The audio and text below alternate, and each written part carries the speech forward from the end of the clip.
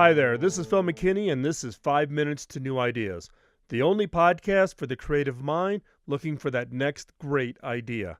Each episode will challenge you to think differently about yourself and your business by asking unique, funny, and sometimes crazy questions. Get your notebook out and be ready to uncover that game changing idea. Here is 5 Minutes to New Ideas.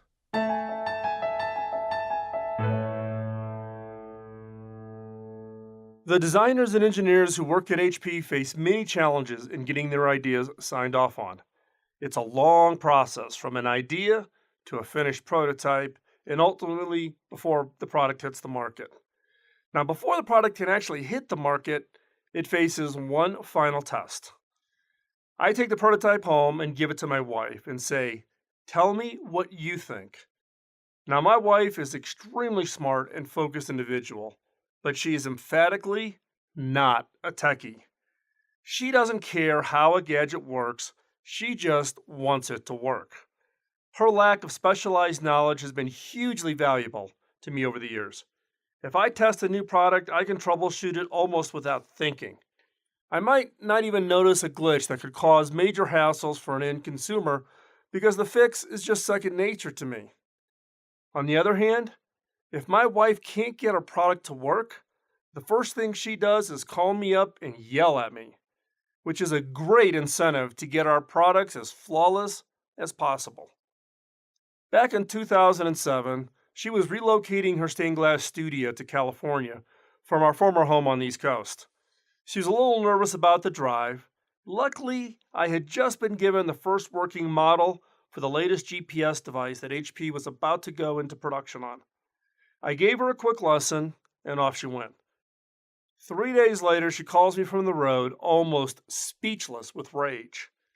The GPS looked great, had the latest hardware features anyone could want. What it didn't have were accurate maps. Every time my wife searched for rest stops, it came up empty. When she finally made it out west, she met me for lunch at the HP cafeteria, and when you know it, the head of our division that developed the product came up to ask her what she thought. Her response? Quote, "Well, it was clearly designed by a guy. I stopped at every crummy gas station bathroom between here and Kentucky." End quote. The GPS was super fast, looked great, but had completely missed the mark on why people buy GPS devices, which is based almost purely on the quality of the maps and the points of interest along the way. Great hardware cannot compensate for faulty software. The GPS device failed the wife test, and it had failed my test too. It was sent back to the team to start over. There are two ways to uncover these kinds of potential annoyances in your new or existing products.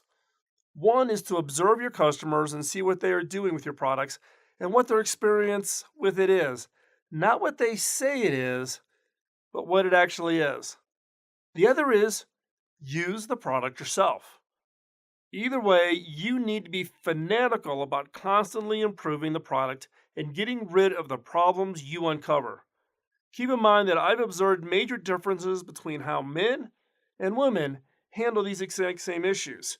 Now, I'm not being sexist here, this is just a typical observation. What I've seen is guys have egos wrapped up in their new devices. They will not let the gadget win. A woman will give it 3 chances. If she tries to use a new product 3 times and it doesn't work, she'll take it back to the store because she doesn't want or have any interest in fighting with the product. Men are much more likely to keep tinkering with the device, and if all else fails, stick it in the garage and forget about it. If it doesn't work for a woman, she'll let you know, and you'll have a return product on your store shelves. This is one of the reasons I rely so heavily on my wife test. My wife is a zero tolerance consumer. If you don't have a zero tolerance consumer, you need to go out and find one and then hold on to them. Have them test your products and give you that unvarnished truth about your product's real usefulness and value. That way you can answer the question, what is surprisingly inconvenient about my product? Now listen carefully. Answer the question, what is surprisingly inconvenient about my product? But don't just stop there. Ask yourself, how do you uncover what customers perceive to be inconvenient about your product? Do you need to watch them? Can you survey them? Can you monitor their use of the product with their permission?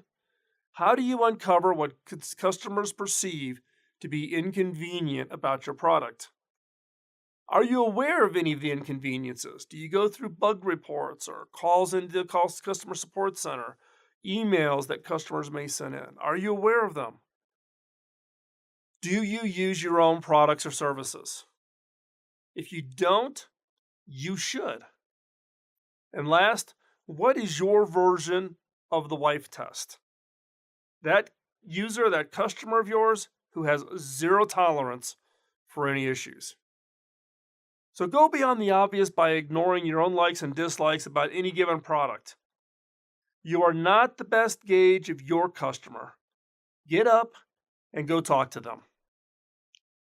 I'm Phil McKinney, and thanks for listening.